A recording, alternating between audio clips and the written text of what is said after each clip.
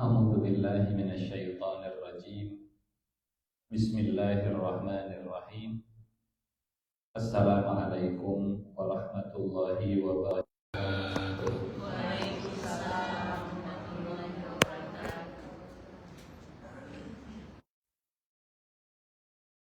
الحمد لله رب العالمين، والصلاة والسلام على أشرف الأنبياء والمرسلين وعلى آله وصحبه أجمعين. رب اشرح لي صدري ويسر لي أمري واحلل عقدة من لساني يفقهوا قولي.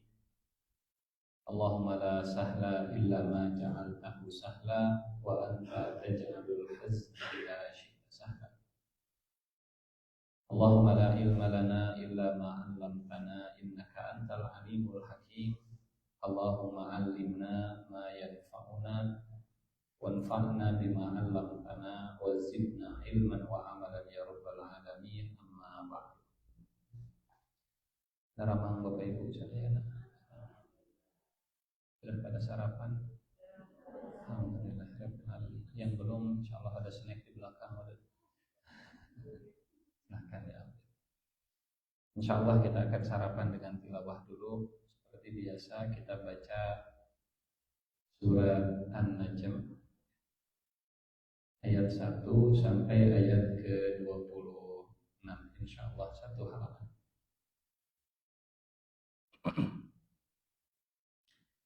A'udzu billahi minasy syaithanir rajim.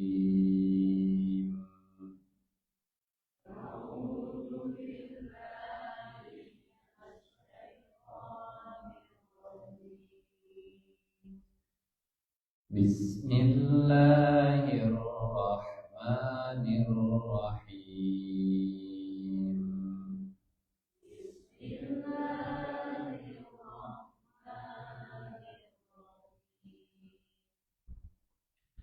Wan najmi idza hawa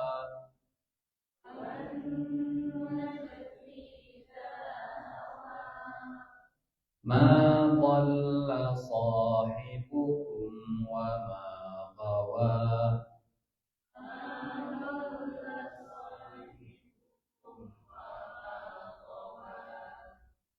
wa ma yantiqu 'anil hawa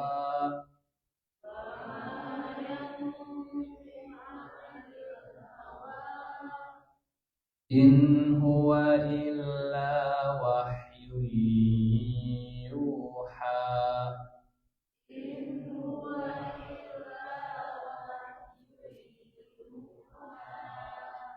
Allamahu syadidul quwa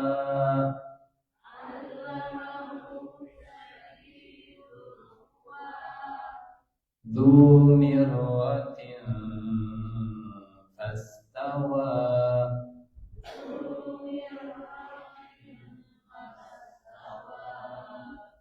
wa huwa bil ufuqil a'la.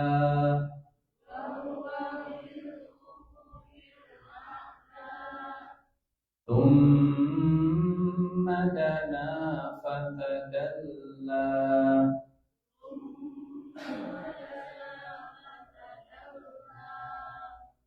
fakana qaba qausaini aw adna.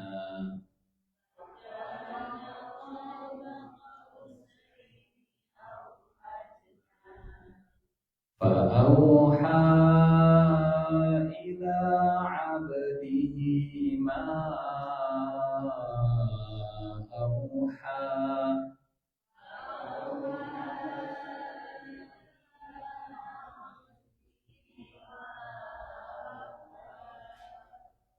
Ma kadzabal fuadu ma ra'a.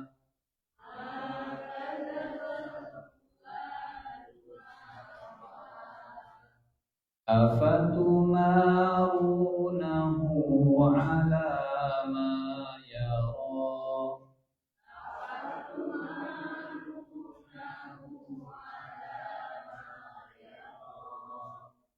ولقد رآه نزلة أخرى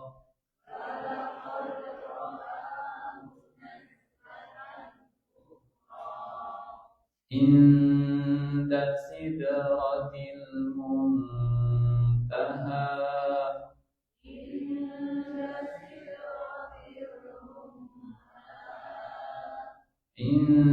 عندها جنة المأوى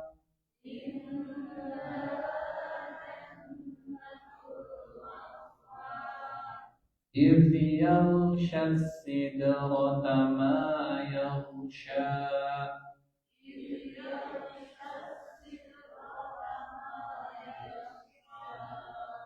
ما زاغ البصر وما طغى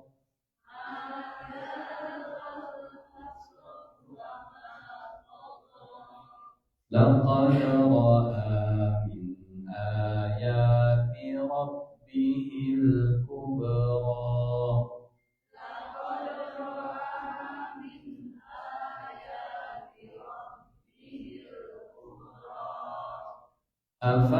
أفرأيتم اللات والعزى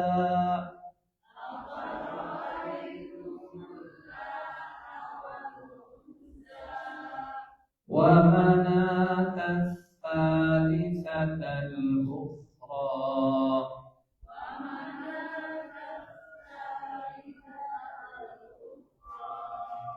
ألكم الذكر وله الأنثى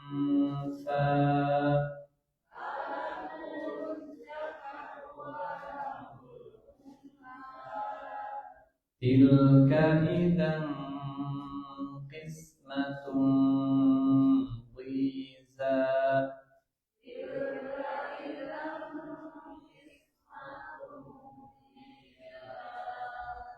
إن هي إلا أسماء سميتموها أنتم وآباؤكم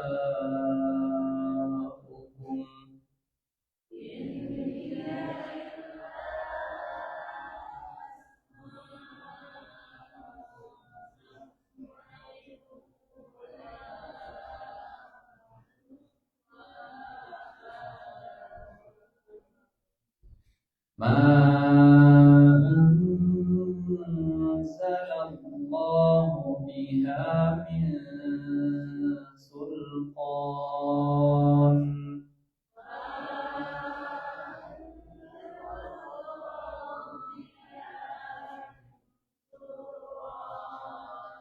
إن يتبعون إلا الظن وما تهوى الأنفس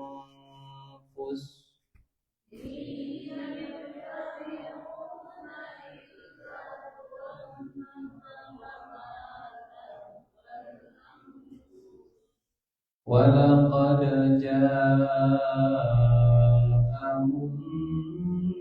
من ربهم الهدى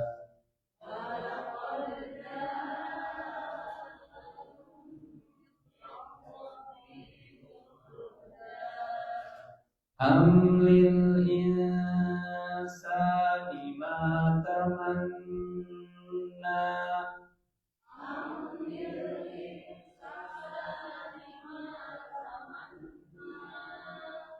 فلله الآخرة والأولى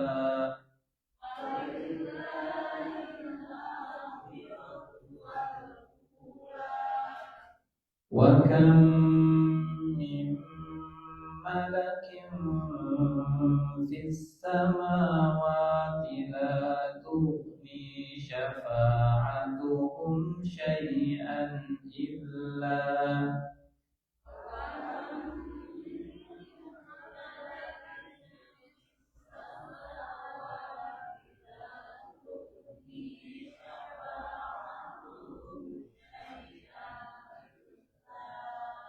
إلا من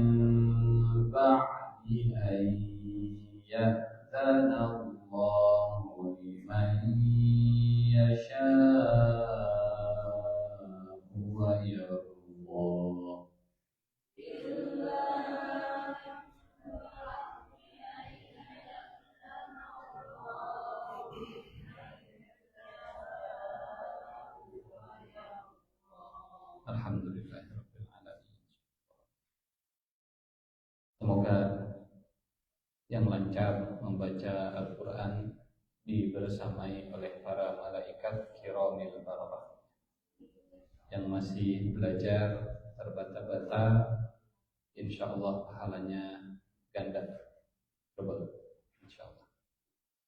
Dan setiap bacaan kita semoga jadi syafaat di akhirat sesuai janji Rasulullah Shallallahu Alaihi Wasallam. Iqra'ul Quran fa innahu ya'ti yaumal qiyamati syafi'an li ashabi. Dan juga mudah-mudahan yang berusaha menghafal, berusaha menghafal, ditempatkan derajat syurganya sesuai dengan tingkat hafalannya juga. Iqra wartaqi warattil fa inna manzilataka inda akhiri ayatin taqra'uha. Bacalah, naiklah, dan tartillah. Kedudukanmu ada di ayat yang terakhir engkau baca. Insya Allah dengan niat untuk memahami kandungannya, mengamalkan panduannya, dan menghafalkan ayat-ayatnya, semoga Allah memberi kita keberkahan dari wahyunya, dari firman-Nya, karena kitab ini kitab yang mubarak, kitab yang diberkahi. Surat An-Najm insyaallah masih kita lanjut ya.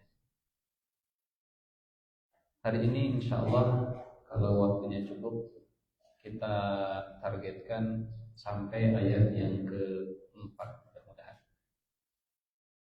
Ayat 1 sampai ayat ke-4 ini tentang syahadah atau persaksian dari Allah Subhanahu wa ta'ala tentang Nabi Muhammad sallallahu alaihi wasallam. Kalau diakui oleh manusia kita ini orang baik dan hebat, sudah cukup membanggakan. Kalau kita punya SKCK, SKKB dulu, surat keterangan kelakuan baik, tidak punya track record, rekam jejak kriminal, SKCK ini jadi salah satu syarat administratif untuk bekerja, cari nafkah, dan lain sebagainya. Padahal yang mengeluarkan SKCK, SKKB belum tentu tahu aslinya kita seperti apa. Yang penting di catatan kepolisian tidak ada rekam jejaknya, walaupun di dalam rumah mungkin keluarganya tersiksa. Yang penting baik kata polisi, SKCK. Bayangkan kalau yang mengeluarkan SKCA-nya, surat catatan SKKB-nya, dikeluarkan langsung oleh Allah Subhanahu wa ta'ala. Ayat 1 sampai ayat 4 ini adalah surat keterangan kelakuan baiknya Nabi Muhammad sallallahu alaihi wasallam. Dan 4 ayat pertama surat An-Najm, kalau melihat polanya, Allah sedang berbicara dengan orang-orang yang mengingkari kebaikan dan rekam jejak Nabi Muhammad sallallahu alaihi wasallam. Sebelumnya pernah kita sampaikan bahwa dalam berbahasa, termasuk dalam bahasa Arab dan bahasa Indonesia, ada 3 tingkatan. Kalau dalam ilmu balaghah ada yang disebut dengan khobar ibtidai, kemudian ada khobar talabi, kemudian ada khobar ingkari. Ibtidai, talabi, ingkari. Makhluk apakah itu? Ibtidai, talabi, dan ingkari. Kalau objeknya sosok yang netral, yang nol, yang tidak punya asumsi apapun, yang kosong, tanpa prasangka sama sekali, maka redaksinya adalah redaksi yang tidak perlu penekanan dan penegasan. Karena kita sampaikan ini ya, khobar ibtidai itu kalimat yang tidak perlu ada penekanan. Cuaca cerah, itu nggak ada penekanan sama sekali. Kalau ada keraguan, saya nggak percaya cuacanya agak cerah, kita kasih penekanan, demi Allah cuacanya hari ini cerah. Dikasih penekanan satu kali. Kalau audiensnya itu meragukan, namanya khobar talabi. Kalau audiensnya itu netral, audiensnya itu tidak ada asumsi sama sekali, nol, namanya khobar ibtidai. Kalau meragukan, khobar talabi, mulai ada penekanan, penegasan, demi Allah. Kalau masih meragukan juga, sampai pada tahap mengingkari, denial, menyangkal, menolak, dan tidak percaya, nyerang bahkan, maka naik khitabnya jadi khitab ingkari, khobarnya jadi ingkari, untuk mengingkari apa yang dituduhkan. Normalnya ayat 1, ayat 2, ayat 3 sampai ayat 4, kalau tanpa penegasan cukup begini,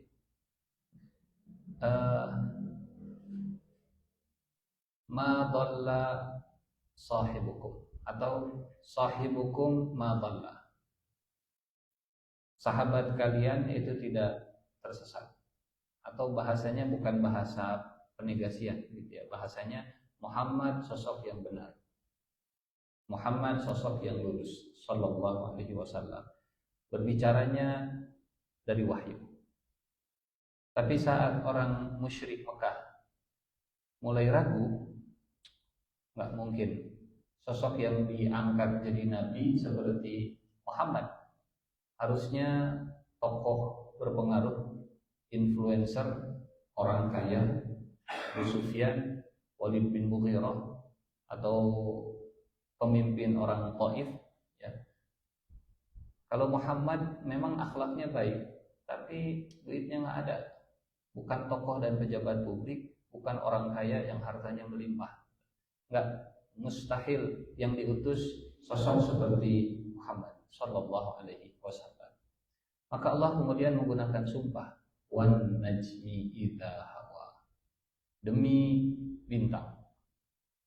Dan ternyata masih mengingkari juga, ma dhalla wa ma ghawa wa ma yantiqu 'anil hawa in huwa illa wahyu yuha. Bapak Ibu yang Allah muliakan, ayat sebelumnya sudah kita sampaikan, ayat pertama ya, tentang bintang di dalam Al-Quran. Betul, ini sudah. Alhamdulillah, ada yang ngangguk-ngangguk, hatur nuhun. Sisanya sedang merecall memori yang entah ada di mana. Insya Allah sudah ya. Ada rekamannya, bila kita percantan. Beberapa ayat dalam Al-Quran yang berbicara tentang bintang-bintang. Buat orang Arab pada masanya, inilah khususnya poin nomor 1, bintang sebagai petunjuk dalam kegelapan. Bagaimana dengan kita orang Indonesia? Kalau dulu kita bicaranya sebagai orang Arab, Bapak Ibu, ada yang tahu lambang sila pertama Pancasila? pasti ada filosofinya. Ketuhanan yang Maha Esa, lambangnya bintang. Kemanusiaan yang adil dan beradab, lambangnya ya PPKN-an no. Kemanusiaan yang adil dan beradab, rantai. Persatuan Indonesia, pohon beringin tapi sudah ditebang dan jadi banjir. Kayu gelonggongannya kemudian ke bawah arus banjir. Pohon beringin. Apa yang keempat, kerakyatan yang dipimpin oleh hikmah kebijaksanaan dalam permusyawaratan perwakilan, lambangnya pantai. Itu kerakyatan. Jadi yang kelima, keadilan sosial bagi seluruh rakyat Indonesia, lambangnya karena padinya sudah diganti jadi gedung dan kapasnya sudah banyak impor dari Cina. Drifting. Alhamdulillah. Kenapa bintang? Ini menarik. Saya sengaja cari di situsnya BPIP, Badan Pembinaan Ideologi Pancasila. Pengen tahu secara resmi apa sih makna bintang menurut BPIP? Ternyata diidentikan antara cahaya bintang itu dengan cahaya kerohanian. Itu kata BPIP begitu. Maka silahkan googling lah. Kenapa ketuhanan yang Maha Esa itu disimbolkan dengan bintang? Ya, buat kita, buat bangsa Indonesia, meureun baheula yang menyusun Pancasila. Tuhanan yang Maha Esa lambangnya adalah bintang. Namun di masjid mah bulan dan bintang. Ya bulanan sedikit. Wan najmi idza hawa. Jadi ada apa namanya? Asosiasi bintang itu dengan sesuatu yang sakral, sesuatu yang agung, sesuatu yang besar, sesuatu yang gak bisa terjangkau. Dan itu juga yang dirasakan oleh bangsa Arab. Bahkan sebagian bangsa Arab mereka menyembah bintang. Tapi mudah-mudahan makna ketuhanan yang Maha Esa lambangnya bintang bukan berarti Tuhannya itu bintang ya. Mudah-mudahan tidak seperti itu. Jadi maksudnya bintang ini visualisasi dari sesuatu yang maha, yang tinggi, yang tidak terjangkau, tapi mudah-mudahan tidak terasosiasikan Tuhan itu ada banyak. Karena bintang jumlahnya tidak terhingga. Insya Allah. Karena kalimatnya adalah ketuhanan yang Maha Esa. Bintangnya cuma satu. Jadi bukan jenderal tapi brigjen. Jadi itu brigjennya. Kalau yang 5 apa? Pengjen. Tetangganya jenderal. Ada yang 7? Isjen. Istrinya jenderal. Istrinya jenderal. Jadi ada iskol, ada islet, istri letnan, istri kolonel. Alhamdulillah. Bintang dalam Al-Quran digambarkan seperti ini sebagai petunjuk, seperti kuda liar yang dijinakan, ya, sebagai penanda dan seterusnya. Dan punten Bapak Ibu, wan najmi idza hawa. Ini ya kita maknai juga bahwa kalau bintang itu posisinya di atas, kalau bintang itu tidak terjangkau, kalau bintang itu sesuatu yang sangat tinggi, kalau bintang itu sangat diagungkan dan disakralkan, bisa terbenam. Wan najmi idza hawa artinya apa yang diagung-agungkan oleh manusia selama itu makhluk, maka pasti masih bisa terbenam. Wan najmi idza hawa. Jadi wan najmi idza hawa. Bintang yang ada di pundak pada akhirnya akan menjadi purnawirawan. Demi bintang, apabila bintang itu sudah jatuh, tidak lagi ada di posisi atas, dia akan terbenam dan sudah. Sebelumnya mungkin, siap jenderal, siap panglima, siap. Idza hawa bukan idza tua. Demi bintang, apabila bintang itu kemudian terbenam. Sebelumnya dia di TV ini adalah bintang naon? Star Wars. Dia tuh bintang, artis bintang dan seterusnya. Pada akhirnya bintang itu bisa terbenam. Bintang film, The Rising Star, dia ini bintang yang lagi naik. Pada akhirnya semua bintang itu akan jatuh. Wan najmi idza hawa, dan makna ini tidak salah. Karena makna ini dibuka dalam Al-Qur'an kemudian nanti ditutup. Wa annahu huwa rabbus syi'ra. Masih di surat yang sama, surat An-Najm, bahwa Allah lah yang menjadi Tuhannya bintang syi'ra, bintang Sirius. Dan di kisah mana? Oh, saya tidak sebut di sini ya. Dalam surat Al-An'am, di kisahnya Nabi Ibrahim alaihi salam. Saat Nabi Ibrahim mencari kebenaran, saat Nabi Ibrahim berdakwah kepada umatnya, siapa Tuhan? Kata Nabi Ibrahim, oh ini mungkin Tuhan, bulan. Tapi bulannya terbenam, saya nggak suka yang terbenam. Oh mungkin bintang Tuhan, bintang indah, tapi bintang terbenam. La uhibbul afilin, saya nggak suka yang hilang, saya nggak suka yang terbenam. Jadi jangan menuhankan sesuatu yang bisa terbenam. Jangan menuhankan bintang di sini, karena ini juga bisa hawa. Jangan menuhankan popularitas, karena popularitas juga ada masanya. Jangan menuhankan apalagi engagement yang tinggi. Jangan menuhankan jabatan, karena semua bintang itu bisa terbenam. Semua yang dipandang indah, semua yang dipandang tidak terjangkau, semua yang dikagumi itu juga bisa terbenam. Yang tidak akan terbenam hanya Rabbus Syi'ra, Tuhannya bintang. Jadi kita memaknai maknanya memang banyak, wan najmi idza hawa. Tapi kita mencoba untuk mentadaburi yang relate dengan saya, yang relate dengan kita, memaknai wan najmi idza hawa.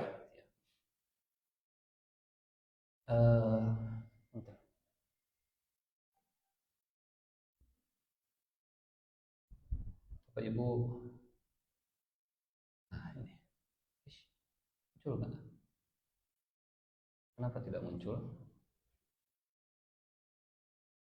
Selalu berpenyakit seperti ini ya. Oke lah.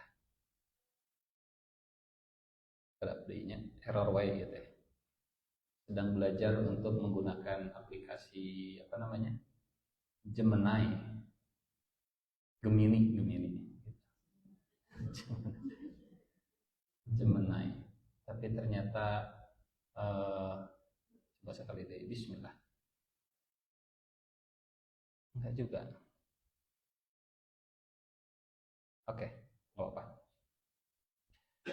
Jadi wan najmi idza hawa, kita mencoba memaknainya, apa istilahnya? Kalau yang tadinya berbintang kemudian turun, post power syndrome.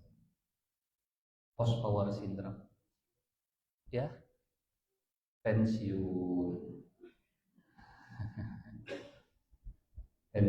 Bintang pun ada waktunya terbenam, dan itu sebuah sunnatullah. Tidak selamanya bintang di atas, tidak selamanya matahari itu jam 12. Ada masanya terbit, ada masanya tenggelam juga. Bahkan yang paling indah itu sunrise dan sunsetnya. Sunset. Ya, sunnatullah itu bukan kehinaan. Jadi kita mencoba meriletkan, menghubungkan dengan keseharian kita. Wan najmi idza hawa ini apa artinya dalam tanda petik mah?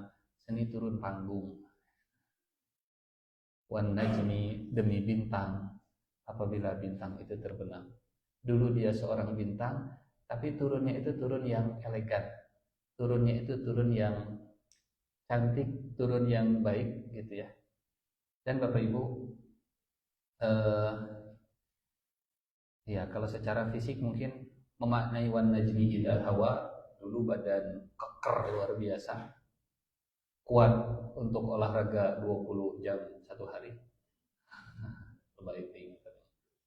Tapi waman nu'ammirhu nunakkishu fil khalqi. Barang siapa yang diberikan umur, maka akan dikurangi fisiknya. Menerima fisik yang semakin menua, menerima jabatan yang hilang, menerima kepergian anak dari rumah, menerima suara rambut kulit yang sudah semakin tidak sama seperti dulu. Wan najmi idza hawa. Ini semua sunnatullah. Pada akhirnya akan datang masa di mana bintang itu juga terbenam. Dan kalau bintang terbenam, artinya bersinarnya jadi tidak sama seperti dulu. Jangan ingin bersinar sendirian. Kasih sinar itu kepada yang lagi terbit. Ini tenggelam, ini terbit. Ini di atas, ini di bawah. Ini tenggelam, ini terbit. Kita pernah bahas tentang akar kata khalifah. Inni ja'ilun fil ardi khalifah. Apa makna khalifah secara bahasa? Dari kata khalfun. Kalau di depan namanya amam, kalau di belakang namanya khalfun. Wa ja'alna min baini aydihim sadda wa min khalfihim sadda. Kenapa khalifah disebut khalifah? Karena dia posisinya di belakang, menerima mandat dari Allah Subhanahu wa taala dan posisinya di belakang. Dan apa yang dia pegang mandat ini harus diserahkan lagi ke yang ada di belakangnya. Nanti dipegang mandatnya, serahkan lagi ke yang ada di belakangnya. Jadi Allah memilih diksi, Allah memilih kata yang sangat penting untuk membangun mindset. Kenapa tidak disebut inni ja'ilun fil ardi malik? Saya ingin mengangkat seorang raja di muka bumi. Atau inni ja'ilun fil ardi imama. Saya ingin mengangkat seorang imam. Kenapa yang dipilih mindsetnya adalah, yang dipilih katanya adalah inni ja'ilun fil ardi khalifah. Karena kalau diterjemahkan, terjemahannya nggak jauh berbeda. Khalifah, imam, apalagi, dan seterusnya. Mindset seorang khalifah adalah mindset yang ini bukan milik saya, ini mandat dari yang ada di depan saya, dan saya di belakangnya, untuk saya transfer ke yang ada di belakang saya lagi. Itu mindsetnya khalifah. Jadi mindsetnya bukan ini milik saya, bukan. Mindsetnya bukan saya harus menguasainya sendirian dan saya tidak akan regenerasi lagi ke belakang. Kalau mindset khalifah, saya dapat dari yang pendahulu dan saya harus menyiapkan siapa penerus yang ada di belakang saya. Bedanya antara khalifah dengan malik. Kalau malik dikekewok bahasa Indonesianya. Dikorowot dikekewok kenawan itulah. Digenggam dan tidak boleh lepas. Ini malik. Mindsetnya adalah ini milik saya. Kalau khalifah, ini bukan milik saya. Ini transfer dari sesepuh untuk diteruskan ke junior. Jadi secara pilihan kata yang Allah gunakan ini membentuk mindset yang berbeda. Saya ini khalifah dan ternyata dimulai dari keluarga. Bapak Ibu, untuk memahami makna khalifah yang sesungguhnya, kita bisa lihat di keluarga kita. Ya Allah, saya kuliahnya cuma S1. Saya pengen anak saya S7. Ingin yang di belakangnya itu lebih baik daripada yang ada di depannya. Itu mindset khalifah. Ingin, kalau saya sudah bersinar 1000 lumens, yang ada di belakang saya itu bersinarnya harus lebih kencang. Itu mindset khalifah.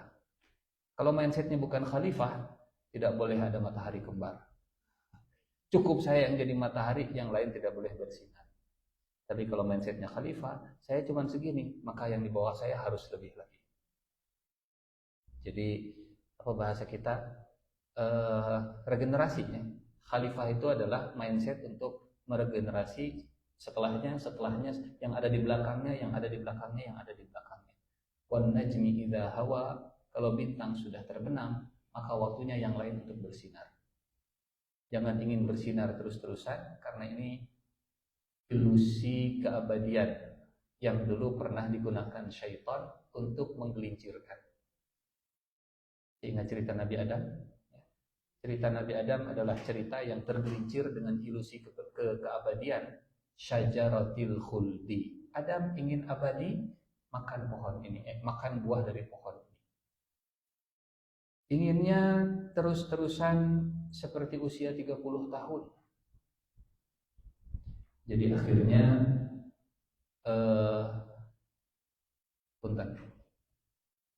menolak untuk apa?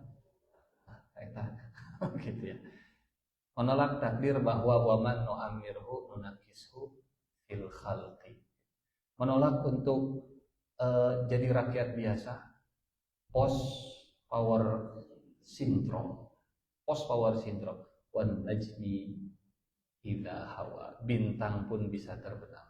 Allah tidak hanya bersumpah dengan wan najm.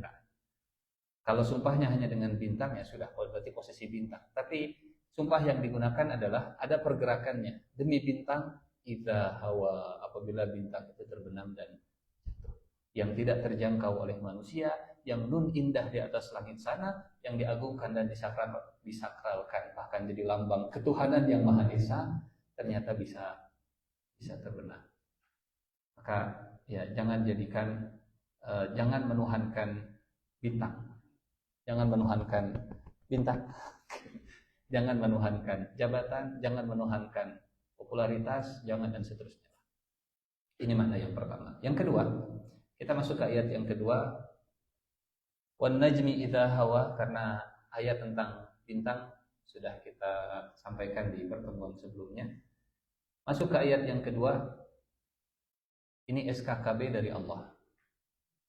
Surat keterangan kelakuan baik dari Allah untuk Nabi Muhammad sallallahu alaihi wasallam. Ma dhalla sahibukum wa ma ghawa. Kalau lihat di terjemahan Al-Qur'an, saya sulit untuk menemukan perbedaan antara dhalla dan ghawa. Dhalla diterjemahkan sesat, ghawa diartikan keliru. Apa bedanya sesat dan keliru? Mana yang lebih ngeri, sesat atau keliru? Sesat. Betul? Sesat. Tapi kalau melihat kamus bahasa Arab dan penggunaan pada umumnya di dalam Al-Quran, ternyata ghawa itu lebih ngeri daripada dhalla. Kenapa? Karena kalau dhalla itu jahil, alladzi yasluku ala ghairi tariqin bi ghairi ilmin, kata Ibnu Katsir. Ini kita mengutip tafsirnya Ibnu Katsir. Ad-dhal, orang yang sesat. Punten Bapak Ibu, di Al-Qur'an kata dhalla itu tidak selalu bermakna sesat. Dia kalau di bahasa Indonesia homonim. Homonim atau homonim. Homonim itu tulisannya sama, cara bacanya sama, tapi maknanya bisa ganda. Contoh, bisa ular, bisa membunuh. Bisa ular, bisa membunuh. Tulisannya sama persis. Tapi makna bisa yang pertama dengan bisa yang kedua beda. Ada namanya homofon. Homofon itu kedengarannya sama, tapi bacaannya, tulisannya beda. Bang Toyib sedang pergi ke bank. Sama-sama bank kedengarannya, tapi yang satu B-A-N-G, yang satu B-A-N-K. Ya, N-K. Ada lagi homo, apa lagi ya? Homo sapiens. Homograf kalau nggak salah. Homograf itu tulisannya sama, bacanya beda. Nah, dalam bahasa Arab salah satu yang homonim namanya dhalla. Contoh, dalam surat Ad-Duha ada kata dhalla. Wa wajadaka. Dhallan fahada. Tuhanmu mendapatimu dalam keadaan, apa artinya dhallan di surat Ad-Duha? Tuhanmu mendapatimu dalam keadaan dhallan, maka Tuhanmu memberikan petunjuk. Kalau diartikan sesat bisa jadi kasus deh. Pernah kan? Begitu. Makna dhallannya bukan sesat tapi bingung. Dan Tuhanmu mendapatimu dalam keadaan bingung, kudu dikumahakeun ieu masyarakat Mekah, apa yang harus dilakukan, bagaimana cara terbaik, maka Tuhanmu memberikan petunjuk. Di surat Al-Baqarah beda lagi makna dhal. Antadilla ihdahuma. Lihat surat Al-Baqarah ayat 282, ayat tentang hutang piutang. Yang satu halaman penuh teh. Satu halaman penuh. Ada kalimat begini. Mana ayatnya ya? Wastashhidu syahidaini min rijalikum. Maka dalam transaksi hadirkan notaris untuk mencatat hutang piutang ini. Kalau transaksinya transaksi ila ajali musamma, tidak kontan, tidak cash, tidak sehari tahun, ada jeda waktu, maka hadirkan notaris. Apalagi kalau jumlahnya besar. Tapi kalau jumlah dengan utangnya seberapa 1.000 lah perlu notaris. Mahal keneh mayar notaris daripada akadna. Kalau seberapa sih notaris itu di aturan kita minimal transaksinya? Berapa? 200 juta. 200 jutaan. Hadirkan notaris kalau pencatatannya itu apalagi dalam keadaan hutang piutang. Kemudian hadirkan 2 saksi, bukan hanya yang menulis, tapi 2 saksi. Wastashhidu syahidaini min rijalikum. Kalau saksinya laki-laki 2, fa illam yakuna rajulain, kalau tidak ada 2 laki-laki maka farajulun wa imra'atan, maka 1 laki-laki dan 2 perempuan. Kenapa? Mimman tardawina minasyuhada an tadilla ihdahuma fatudzakkira ihdahumal ukhra. Kenapa 2 perempuan? Supaya kalau salah satunya tadilla dolal, maka yang satu akan mengingatkan. Apa artinya tadilla di ayat ini? Lupa. Bukan sesat. Padahal akar katanya sama dari kata dhalla yadhillu. Jadi ini salah satu homonim dalam bahasa Arab. Tulisannya sama, cara bacanya sama, tapi memaknainya tergantung dari konteks kata, konteks kalimatnya yang ada di sekitarnya. Wa wajadaka dhallan fahada. Ya, ma apa? Kalau itu surat Ad-Duha, kalau di ayat ini wan najmi idza hawa ma dhalla sahibukum wa ma ghawa. Dhal artinya orang yang bodoh, jahil. Alladzi yasluku ala ghairi tariqin bi ghairi ilmin, yang meniti satu jalan tanpa ilmu. Ini bukan jalan yang pakai ilmu. Jadi orang tersesat jalan di padang pasir dan dia nggak punya peta. Niatnya mungkin baik. Saya pengen ke tujuan. Saya pengen ke Allah. Kata Allah madalla, Muhammad bukan sosok yang tersesat tanpa kompas, tanpa peta. Kalau ghawa, al-ghawi kata Ibnu Katsir, al-alimu bil haqqi al-adilu anhu qasdan ila ghairihi. Bedanya ad-dhal dengan al-ghawi, yang satu jahil, yang satu alim. Mana yang lebih membahayakan? Yang jahil atau yang alim? Membahayakan buat orang lain ya? Orang jahil atau orang alim yang sengaja ingin menyesatkan orang lain. Ghawi itu lebih mengerikan. Ghawi itu lebih mengerikan. Kenapa? Pemimpin bodoh memang mengerikan, tapi pemimpin pintar yang menyesatkan itu lebih mengerikan. Karena pemimpin bodoh itu masih bisa ditegur, mana teh kieu kuduna begini, ada orang pintar di bawahnya. Ada orang yang ya, saya memang tidak pintar tentang fisika, tapi saya bisa meng-hire orang yang pintar fisika. Saya bodoh, tapi saya pemimpin di sini, tapi saya punya orang-orang yang pintar yang bisa ngasih tahu dan menegur kalau saya salah. Rada lamun ngaduleuheung ya banyak. Ngaduleuheung bahasa Indonesianya. Kalau dibandingkan mana yang lebih leuheung? mending antara dhalla dengan ghawa. Dhalla itu masih lebih ringan walaupun tidak baik juga gitu ya. Dibanding dengan ghawa. Kalau ghawa, Bapak Ibu pernah dengar cerita orang yang Bal'am bin Ba'awra. Dulunya dia ulama ahli kitab, tapi kemudian menyimpang. Lihat surat Al-A'raf ini supaya lebih mudah. Surat Al-A'raf surat ke berapa? Ke-7 ayat ke Faqsusil qasas la'allahum yatadzakkarun. Ayat ke-175. Watlu alaihim naba'al ladzi atainahu ayatina fansalakha minha fa'atba'ahu syaitanu fakana minal ghawin.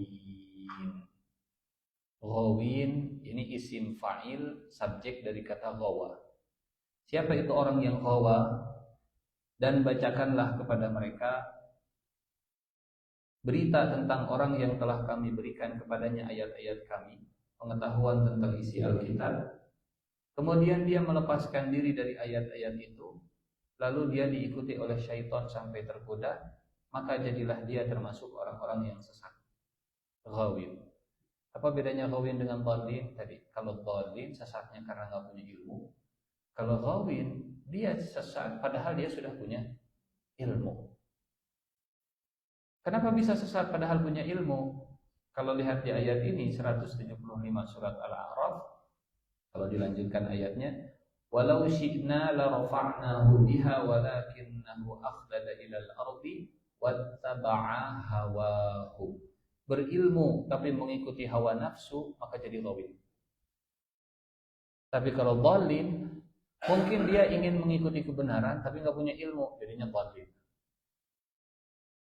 Ini perbedaan yang disampaikan oleh Ibnu Katsir, ya, dhalin dan ghawin. Ma dhalla wa ma ghawa.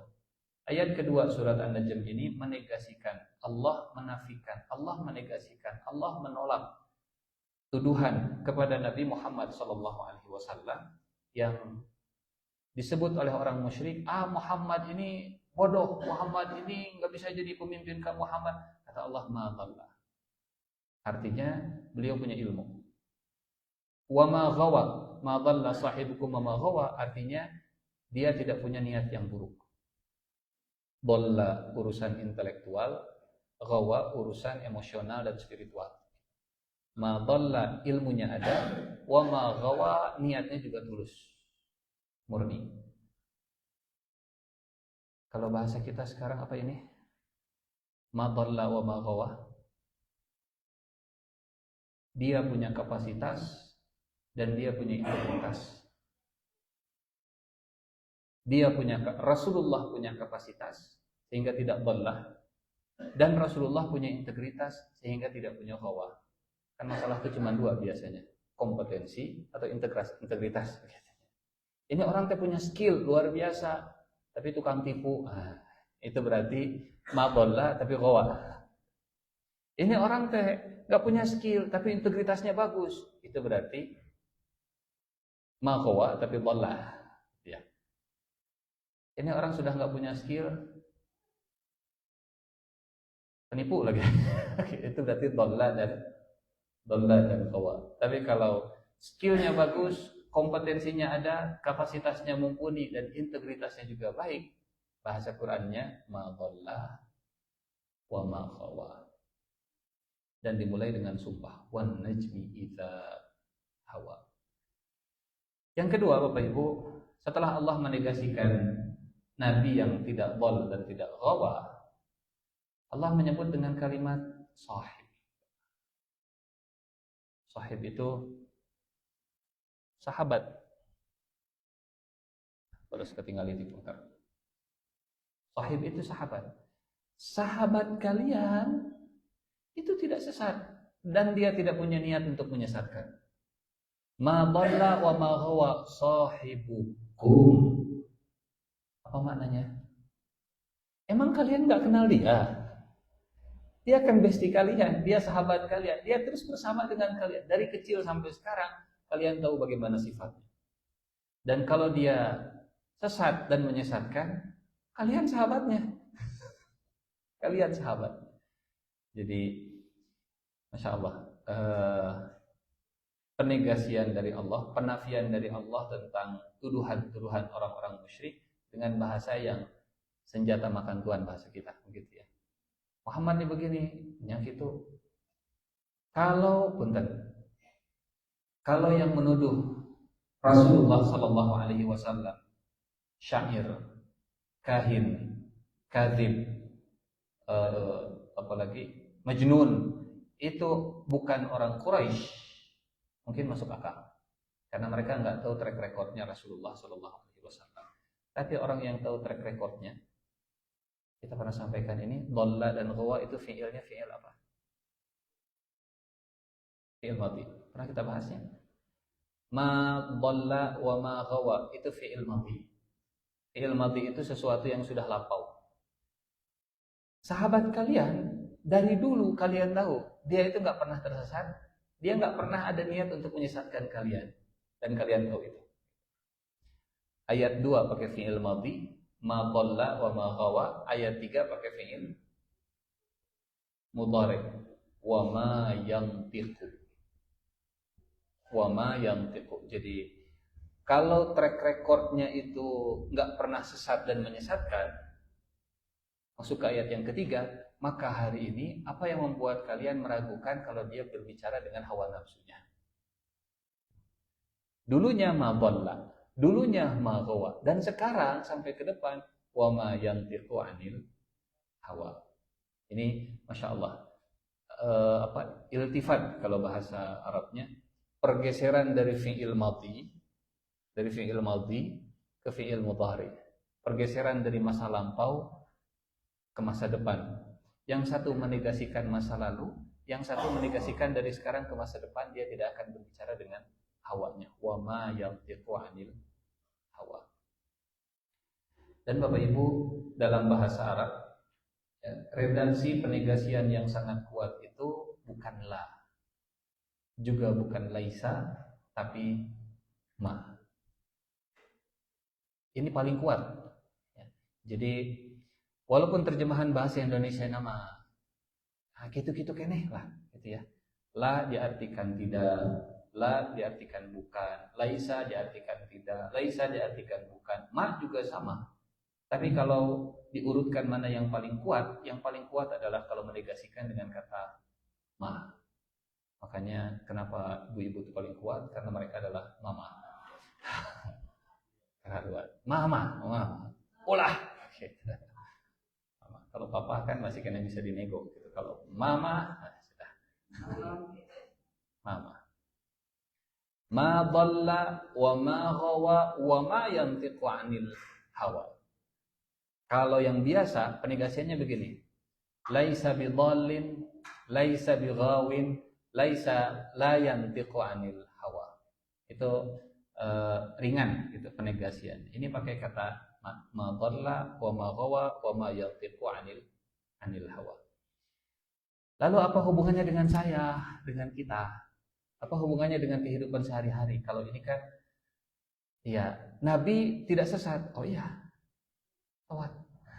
Terus apa hubungannya dengan saya? Bapak Ibu yang Allah muliakan, kalau Allah menyebut Nabi ke orang Quraisy sebagai sahabat Nabi, tapi kata Allah, dia itu sahabat kalian. Ma dhalla sahibukum. Mudah-mudahan saya bisa bersahabat dengan minimal dengan anak-anak saya. Posisi yang tinggi sebagai seorang nabi, tapi disebut oleh Allah, dia sahabat kalian. Namanya sahabat kayak gimana sih interaksinya? Hogak bahasa Indonesianya. Akrabnya, tektokannya, cairnya, simpelnya, sederhananya, mudah. Nggak ada lagi topeng yang ditutup-tutupi. Nggak usah pakai topeng berlapis-lapis. Dengan sahabat namanya juga. Kata Imam Syafi'i, sahabat yang paling saya suka adalah sahabat yang membuat saya bisa membuka topeng saya semuanya. Tapi sahabat yang paling jadi beban saat saya bersahabat dengan orang yang harus pakai topeng yang berlapis-lapis. Jadi ada lapis-lapis kepribadian yang kalau bertemu dengan dia perlu pakai iya. Tapi kalau dengan sahabat yang bestie yang dekat, kita bisa ngobrol bebas gitu tanpa ada sekat. Sahibukum. Nabi kedudukannya sebagai sahabat. Dan dalam Al-Quran, Bapak Ibu, khususnya ini konteksnya kita dengan keluarga begitu ya, atau saya dengan orang tua. Ternyata ada ayat dalam Al-Quran juga yang bapak dan anak, orang tua dan anak, itu menggunakan kata sahabat. Wasahibhuma, gimana ayatnya? Ma'rufa. Wasahibhuma di surat Luqman. Surat Luqman ayat 15. Wa in jahadaka ala an tusyrika bi ma laysa laka bihi ilmun fala tuti'huma wa sahibhuma fid dunya ma'rufa. Kalau terjemahannya mungkin tidak terlalu mengcapture makna sahabat ya. Terjemahannya hanya dan pergaulilah keduanya di dunia dengan baik. Jadi sohib itu diterjemahkan sebagai pergaulilah gitu, bergaul. Dan jika orang tuamu memaksamu untuk berbuat syirik, mempersekutukan aku dengan yang tidak ada pengetahuan tentang itu, janganlah kalian mengikuti keduanya dan pergaulilah keduanya di dunia dengan baik. Bahasa Qur'annya wasahib huma. Bahasa bebasnya, jadikanlah kedua orang tuamu sebagai sahabatmu. Orang tua dan anak sebagai sahabat. Dan kita tahu pembagian Ali bin Abi Thalib 7. Pernah dengar ini?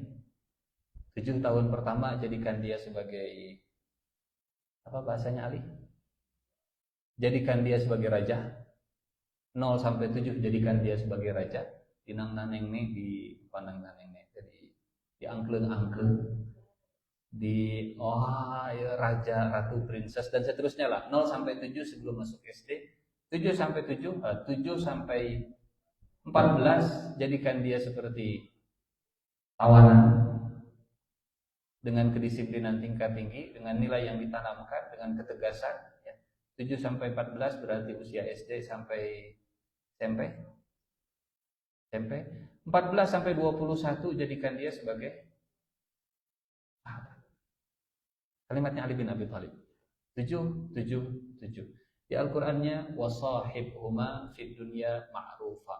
Di surat An-Najmnya ma dhalla sahibukum wa ma qawa. Jadi pola interaksi Nabi dengan penduduk Mekah sebagai sahabat. Dan ini juga jadi pembelajaran bagi saya khususnya gitu, ke tim yang ada di bawah tanggungan, memposisikan diri bukan sebagai komandan dan instruktur, tapi sebagai sahabat. Sahibukum, sahabat kalian. Ini bahasa yang luar biasa Bapak Ibu. Sangat luar biasa karena bukan Allah merendahkan derajat Nabi, tapi Allah sedang menceritakan bagaimana pola komunikasi Nabi dengan penduduk Mekah. Gaya bahasanya bukan gaya bahasa saya komandan, Kamu pasukan, saya instruktur, saya pelatih, kamu yang dilatih, sahib. Dan ini punten, kalau dipraktekkan ke Gen Z itu efektif. Karena pendekatan Gen Z saya kira nggak sama dengan pendekatan ke yang lain. Ada dalilnya di Al-Quran, sahibukum, menjadi sahabat bagi mereka. Jadi teman diskusi yang setara. Kalau di kisahnya Nabi Ibrahim dengan Ismail, itu Nabi Ibrahim nanya pendapat. Nah, Bapak mimpi melihat diri Bapak, ya, Bapak mimpi melihat menyembelih Ananda. Fanzur maza taro, saur aku mah. Itu kan seperti sahabat yang minta pendapat. Fanzur maza taro, bagaimana pendapat Anda? Kata anaknya, ya abati, if'al ma tu'mar, kerjakan apa yang engkau diperintahkan. Bahasa kitanya begini, Pak, AA tahu Bapak ini bukan Bapak yang kejam. AA tahu Bapak ini bukan Bapak yang kesel karena punya anak seperti saya. AA tahu kalau Bapak ini Bapak yang pengasih dan penyayang. Tapi kalau ini perintah dari Allah, kerjakan saja. Seperti karyawan, kenal manajernya ini baik, kenal manajernya ini bijaksana, tapi kemudian ada perintah dari direktur, perintahnya adalah memutasikan semua timnya ke daerah terpinggir, terjauh, terpojok, tertindas, Jadi kata karyawannya, kata timnya, Pak, saya tahu Bapak ini bijaksana, dan saya tahu Bapak nggak mungkin tega menempatkan kami jauh dari keluarga. Tapi kalau ini memang perintah dari atasan Bapak, kerjakan saja, Pak.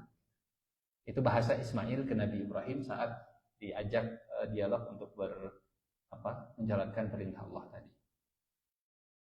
Sampai Bapak Ibu punten, pernah dengar cerita anak muda yang datang ke Rasulullah minta izin berzina? Kita mencoba mempelajari kok bisa begitu ya. Kok ada yang seberani itu datang ke Rasulullah?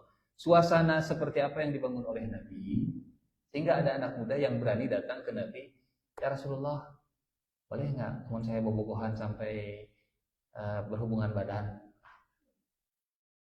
Cek urang mah calutak mah gitu. Apa calutaknya? Lancang. Datang ke Polda, ketemu dengan Polda ini teh.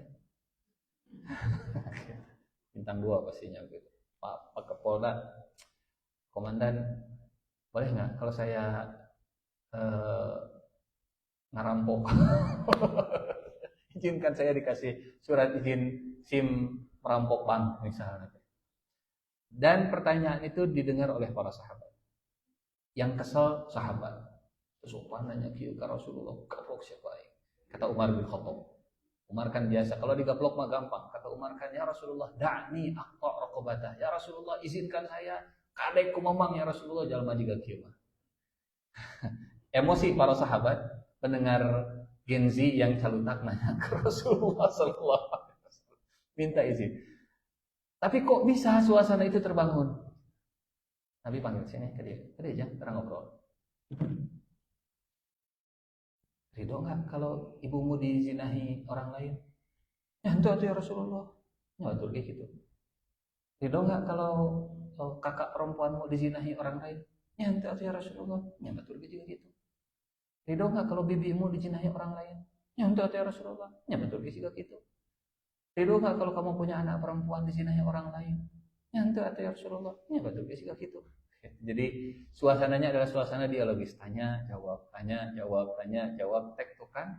Dan setelah itu kata Nabi, pegang dadanya dan doakan, Allahumma ighfir dhanbahu wa tahhir qalbahu wa hassin farjahu. Ini doa anti pergaulan bebas, doa supaya terjaga dari LGBT dan seterusnya lah. Doanya 3 sambil ditepuk dadanya. Ya Allah, ampuni dosanya. Allahumma ighfir dzanbahu, bersihkan hatinya. Wa tahhir qalbahu, wa hassin farjahu, lindungi kehormatan dan kemaluannya. Dan setelah kejadian itu sahabat ini anti dengan yang namanya jadi pejuang anti LGBT. Jadi nggak kepikiran sama sekali untuk berbuat zina. Cuman yang ingin saya garis bawahi dalam tanda petik lancangnya tadi, beraninya tadi untuk menyampaikan sesuatu yang gitu yang sahabat Rasulullah tadi. Kan dia sahabat. Kan dia iman. Ketemu Nabi, usianya masih muda gitunya, tapi ngomongnya sih gak gitu. Jangan bayangkan sahabat Nabi itu siga Abu Bakar, siga Umar. Itu mah top of the top lah. Tapi sahabat Nabi itu berjenjang, sahabat Nabi itu beragam. Dari yang seperti itu sampai yang kayak Aiman gak ayat gitunya. Anu sok ngebodor, anu sok jahil, anu sok ngeprank, ada yang seperti itu juga. Ada yang seperti Abu Zar Al-Ghifari, ada yang seperti macam-macam lah begitu ya. Sahabat Nabi itu seperti bintang di langit. Ini kita tadabbur kalimat apa tadi? Sahibukum. Sahibukum. Allah menyebut Nabi sebagai kawan, sebagai sahabat kalian. Hikmahnya bagi saya, bagi kita, bagaimana kita menjadi sahibukum buat yang ada di sekitar kita, minimal buat orang-orang yang ada di keluarga kita. Yang kedua, ma dhalla sahibukum wa ma ghawa. Panduan bagi kita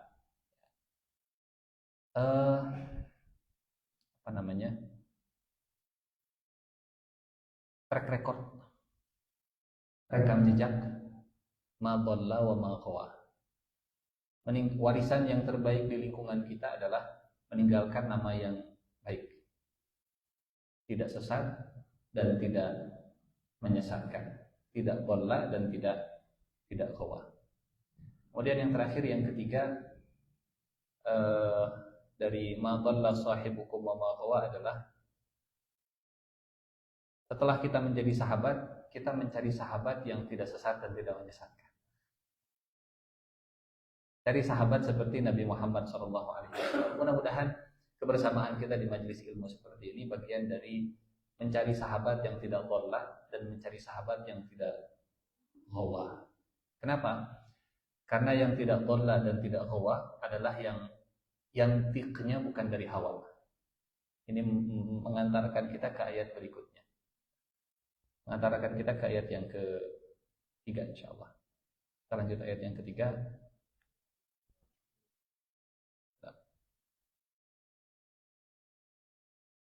Wa ma yantiqu 'anil hawa, dan dia tidak berbicara dari hawanya. Dan Rasulullah sallallahu alaihi wasallam tidak berucap dari hawanya. Ini termasuk homonim. Hawa. Yang satu hawa bintang, yang satu hawa nafsu. Hawanya bintang itu terbenam. Hawa nafsu, kata Ibnu Katsir, mailun nafsi ila ma tuhibbuhu au tuhibbu an taf'alahu duna an yaqtadiyahu al-aqlu salimul hakim. Hawa adalah kecenderungan jiwa. Jadi yang bermasalah itu bukan nafsu, yang bermasalah adalah hawa. Nafsu itu jiwa, dan jiwa itu ada jiwa mutmainnah, ada jiwa yang lawamah, ada jiwa yang amarah bisu. Jadi yang berbahaya itu bukan nafsu, yang berbahaya adalah hawanya, gitu. Hawanya. Apa itu hawa? Kecenderungan jiwa, mailun nafsi ila ma tuhibbuhu, kecenderungan jiwa terhadap apa yang disukainya atau yang ingin dilakukannya, au tuhibbu an taf'alahu, tanpa pertimbangan akal sehat yang bijak. tanpa pertimbangan aklun salimun hakimun, akal yang selamat, akal yang sehat dan bijaksana. Al-aqlus salimul hakim. Jadi ternyata dari definisi hawa, hawa itu sangat identik dengan cinta. Hawa itu identik dengan sesuatu yang dia suka. Hingga dalam bahasa Arab, ya, terjemahan bahasa Indonesianya mungkin cinta. Tapi dalam bahasa Arab cinta itu sampai ada 9 tingkatan. Yang paling bawah namanya hawa, yang paling atas ada namanya aliha. Ilah. Ilah yang kita terjemahkan Tuhan, itu akar katanya dari cinta. Cuma cintanya beda. Nuansanya beda antara cinta ilah dengan cinta hawa. Kalau hawa itu, bentar, kalau bahasa Indonesia hawa, hawa, sesuatu yang kosong, hawa. Lihat surat hati mereka hawa, wa afidatuhum hawa. Bapak Ibu bisa lihat surat, sedangkan mata mereka tidak berkedip dan hati mereka kosong. Ibrahim ayat 43. Wa afidatuhum hawa, kosong. Jadi kita ingin didengar, atau ingin diperhatikan, ingin dikagumi, ingin dipuji, ingin disanjung, ingin di like, ingin diposting ulang, ingin itu semua hawa. Kalau kita terjemahkan ayat yang ketiga ini, Nabi ketika berbicaranya itu tanpa interest sama sekali. Wama yantiqu anil hawa. Nggak ada kepentingan sama sekali saat beliau berbicara. Kepentingannya cuma satu, ini paket harus disampaikan, selesai. Ini wahyu harus diucapkan, selesai. Urusan mau dengar nggak mau dengar kemadinya. Urusan menerima atau tidak masyaallah. Kemadinya. Mau dipuji, mau dicaci, kemadinya terserah. Itu wama yantiqu anil hawa. Dan orang yang wama yantiqu anil hawa, insyaallah ma dhalla wa ma ghawa. Kalau yantiqu anil hawa, besar kecenderungannya jadi dhalla dan jadi ghawa. Kalau berbicara ada maksud tertentu, kalau ngomong ada hajat tertentu, kalau menyampaikan ada interest tertentu, bisa dhalla, bisa ghawa. Pertemuan sebelumnya kita menyampaikan tentang apa? Manusia sapi. Masih ingat manusia sapi? Siapa manusia sapi? Manusia yang dengan lisannya kemudian mengumpulkan harta. Seperti sapi yang shot, dililit, ditarik begitu. Itu karena yang tikunya anil hawa. Berbicaranya karena ada dorongan, kecenderungan terhadap apa yang dia suka. Bikin postingan, cat, apa tujuannya? Sugan web viral. Pasti kecenderungannya, nahangan sakieu viewers nanti. Nahangan sakieu. Targetnya atau obsesinya adalah melihat notifikasi sudah berapa banyak likers, viewers, reposters yang merepost ulang dan seterusnya. Ada hawa di sana. Wa ma yantiqu anil hawa. Jadi semakin Masya Allah. Kalau ngaku mah gampang ya Bapak Ibu ya. Yang susah itu di aku, apalagi diaku oleh Allah Subhanahu wa taala. Dia itu kalau ngomong bersih dari hawa nafsu. Muhammad itu ketika berbicara itu bersih dari interest dan kepentingan apapun. Wama yang tidak ada harapan, tidak ada keinginan untuk ini, untuk itu, mau dipuji, mau jabatan. Sehingga bisa diandalkan dan apa bahasa kita, objektivitasnya sangat diakui. Kalau muji memang sesuai, kalau menegur memang karena kesalahan, bukan karena benci.